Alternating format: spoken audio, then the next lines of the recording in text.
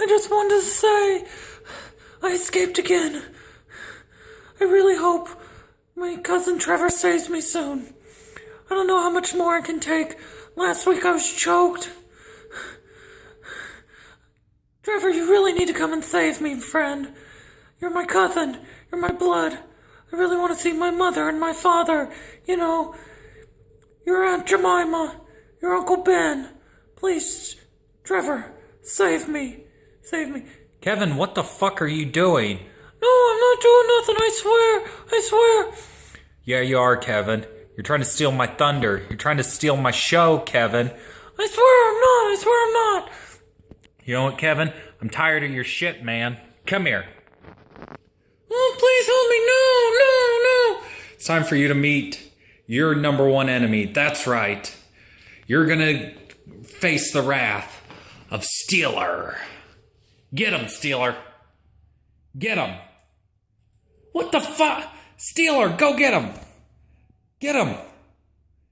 Get him, Steeler. I'll just run the fucking intro.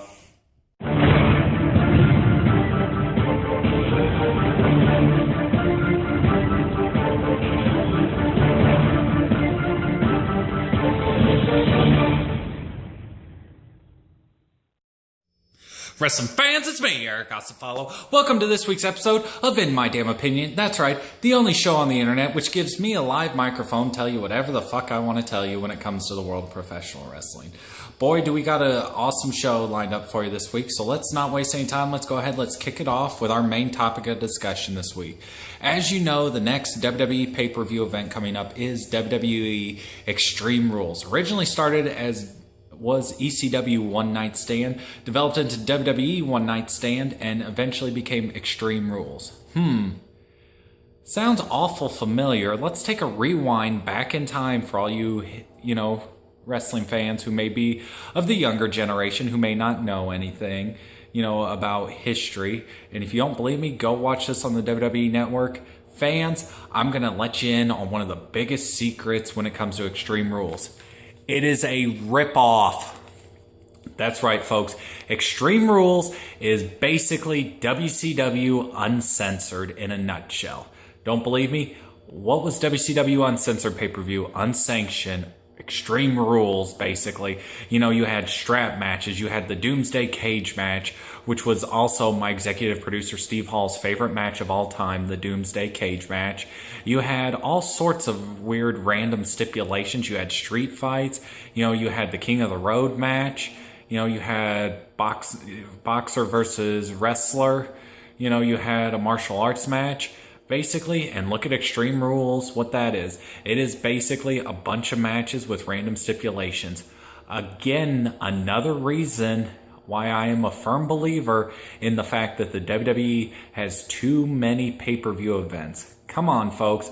This would make an awesome Saturday night's main event. Hell, I would even settle for if they were to bring back a Clash of the Champions and have it be Clash of the Champions Extreme Rules. But the fact is, they are making this a pay-per-view event, and WWE has too many pay-per-view events to begin with. All Extreme Rules is basically WCW Uncensored. It is the exact same thing.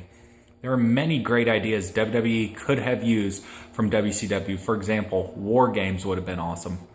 Battle Bowl would have been awesome. Speaking of Battle Bowl and the Lethal Lottery, we're going to get into that here in a few moments here with Eric Lee and his the Lethal Lottery Dream Card Match Tag Team Tournament of 2016. We'll get to that here in a few moments. But as I stated, WCW actually did have some good ideas. Also the NWO, which is the Bullet Club the new age NWO? I think that sounds like an IMDO topic we may have to discuss within the next several weeks. So, WCW had great ideas. WCW was the one who came up with the idea for basically the Extreme Rules pay-per-view when they had WCW Uncensored. That is basically all Extreme Rules is a rip-off of WCW's Uncensored pay-per-view in my damn opinion. It's a good, pretty much a carbon copy, just a different name, but it's the same thing, folks. Argue with me all you want, But go back and watch WCW Uncensored pay-per-views on the WWE Network for just, that's right, $9.99. And you can watch it at any time you wish. And you prove me wrong. The fact is, it's just a ripoff. And WWE, I think you have one too many pay-per-view events. And in my damn opinion, if you went down to 6 pay-per-view events a year, Extreme Rules would be on the chopping block. Just like some of the wrestlers who got fired this week, which I do have an opinion on that. But first, before I give my opinion on the wrestlers that were fired this week, let's go ahead, let's kick it over to my co-host, Mr. Eric Lee, as he's got your Lethal Lottery Dream Card matches for this week. So go ahead, take it away, Eric Lee. What's up, guys? It's Eric Lee here, host of your Dream Card match segment for you here. And boy, do I got, that's right, some doozies for you this week. We are going to continue this week the Lethal Lottery Dream Card Match Tag Team Tournament of 2016 this week. So let's go ahead. Here they are, the famous brackets here. Let's go ahead. Let's see what we got on tap for this week. We have number 12 and number 4 taking on number 16 and number 6. Number 12 and number 4 would be, that's right, one of the only tag teams to survive the Lethal Lottery. That's right. Representing the Bullet Club, you have the phenomenal AJ Styles and his tag team partner, Finn Balor, versus the team of Jay Lethal. That's right, I threw in some ROH guys, and Kevin Owens. All right, folks. I'm not going to bullshit you here. This is a hands down, unanimous decision. Your winners here, because there's not even point discussing this match. That's right, the phenomenal AJ Styles and Finn Balor. So that is 12 and 4, moving on to the next round. Let's go ahead, let's add those guys to the next round. All right, your second match we have for this week. Let's take a look here at the brackets. We have number 32 and number 24 versus number 23 and 22. Okay? Number 32 and number 24, the team of Damien Sandow and Big E versus the team of Roderick Strong and Braun Strowman. Definitely some odd pairings there.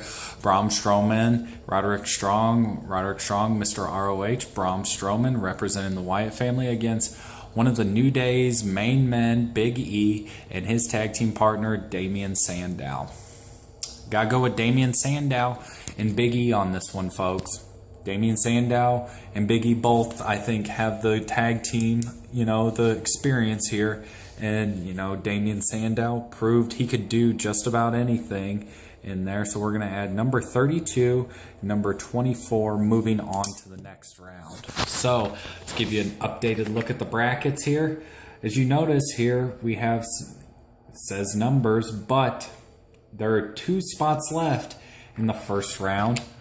Who are these final 8 men? You'll have to tune in next week as we complete the first round of the Lethal Lottery Dream Card match segment here on In My Damn Opinion. Remember, the final 2 first round matches will be next week. After that, we're going to 1 match a week until we are done. And the team that wins, that will be your next one-on-one Dream Card match, will be between the winners of the DCM Lethal Lottery. So that's your Dream Card match for us this week, folks. As always, I'm Eric Lee, your host for the Dream Card match segment, bringing you them doozies. Let's go ahead, let's kick it over back to my co-host, Mr. Eric Osafalo, as he's got more of his damn opinion for you. So go ahead and take it away, Eric. Thank you very much, Eric Lee. Can that man throw together a Dream Card match or what, folks? I'm pretty excited to see how this DCM Lethal Lottery tournament will play out. Now, on to the rest of our show this week. The big news coming out of this past week in the WWE, that's right, the big Black Friday, the firing of 8 WWE superstars. We lost Alex Riley, Zeb Coulter, Cameron, who else was there? King Barrett, Santino Marella, Damien Sandow, and the 2 smallest firings I've ever seen, that's right, Hornswoggle and El Torito. Yes, that was a little person's joke, and I'm probably going to get bashed for that one. But in all honesty, folks, some of them you had to see coming. Come on. As much as we all loved Santino Morello and thought he was funny as hell, he wasn't used on TV in quite a while. And the fact that he was still employed by the WWE surprised the shit out of me. Surprised he's gone. King Barrett knew he was going to be gone, you know. Unfortunately, he had said he did not want to renew his contract with WWE. WWE just decided to give him the axe and let him go. You know, who else was there? Alex Riley. Thought he was doing pretty good in NXT. He kind of feuded there a little bit with Kevin Owens when Kevin Owens was NXT champion. But unfortunately, his time had just come just to give him the boot and get him the fuck out the door. You know, Zeb Coulter. They brought back Zeb Coulter to help bring back Del Rio. Del Rio didn't need him. They got rid of him. Fortunately, Zeb Coulter had to go. Hornswoggle and El Torito. I can see El Torito being gone because the Los Matadores are now just back to being Primo and Epico. What's the point in keeping him around? Don't need him. Get rid of him. Hornswoggle's been with the WWE for close to 10 years. Surprised the shit out of me. He's Vince McMahon's illegitimate son, for God's sakes. Surprised the shit out of me to get rid of him. So, leaves 2 left. And that's Cameron, which unfortunately, Cameron could not wrestle. But throw me in the ring with her, and I got one thing to say about that, and that is happy birthday to me. Yeah. We'll leave it at that, folks. Cameron, sad to see you go. The last and probably the most shocking one I'm surprised to see go is Damien Sandow. Unfortunately, the man hasn't done anything since his Mizdow character, but the man was pretty fucking over when he was Mizdow, alright? Wasn't really that over when he was a heel. Basically, the WWE put him with The Miz, and he was at one time, he was the best thing going on Monday Night Raw, for God's sakes. He was fucking hilarious when he was Mizdow, and he would be the Miz's stunt double and just basically do everything the Miz did. Fucking hilarious, folks, honestly.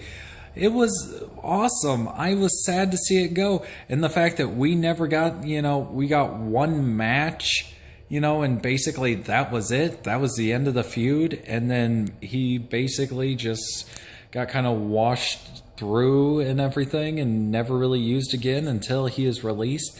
Sad to see it. And we wanted to see him on TV. How many times did we hear, we want Mizdow chants? Or, we want Sandow. But WWE didn't listen. And unfortunately, the man got over pretty well by himself. But the fact is, WWE just didn't see any sort of profit with him. And the WWE had to release him. Sad to see Mizdow go. Or Sandow, whatever the fuck his name was. Sad to see him go. But unfortunately, I don't sign the paycheck. So I am not the one that's in charge of all that. Now, are there other wrestlers probably going to be released? Absolutely, because WWE wants to make sure they clear their bankroll so that way they can sign some of those big names. Like, I'd love to see them sign the rest of the Bullet Club and have them come take over the WWE. Because I think, in my damn opinion, could the Bullet Club be the next NWO? I really think I need to do a show about that because I think that's a damn good topic. I don't want to give you my opinion on that. I'll make you tune in for another episode to see that. So, speaking of another episode, that's about all the time we have for this week, and I hope you enjoyed the show. Don't forget to like this video, leave a comment, subscribe to my channel, go back and watch all my other episodes. If you enjoy professional wrestling as much as I do, make sure you check out our other shows right here on 7poundbag.com. On Fridays, myself and a panelist of professional wrestling experts take 5 questions from you, the universe, and we will answer them right here on 7poundbag.com. That's right, it's the Wrestling Roundtable.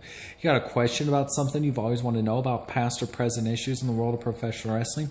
Well, go ahead and ask 7 Pound, as every Monday, my executive producer here, Mr. Steve Hall, takes 5 questions from you, the universe, about past or present things in the world of professional wrestling, and he answers them. You got some really hard ones you've always wanted to know the answers to? Well, just go ahead and ask 7 Pound. Like I said, my oos, Steve Hall, he loves to answer questions, especially when they got some research involved. So, and once again, folks, my name is Eric Acefalo, and that has been my damn opinion.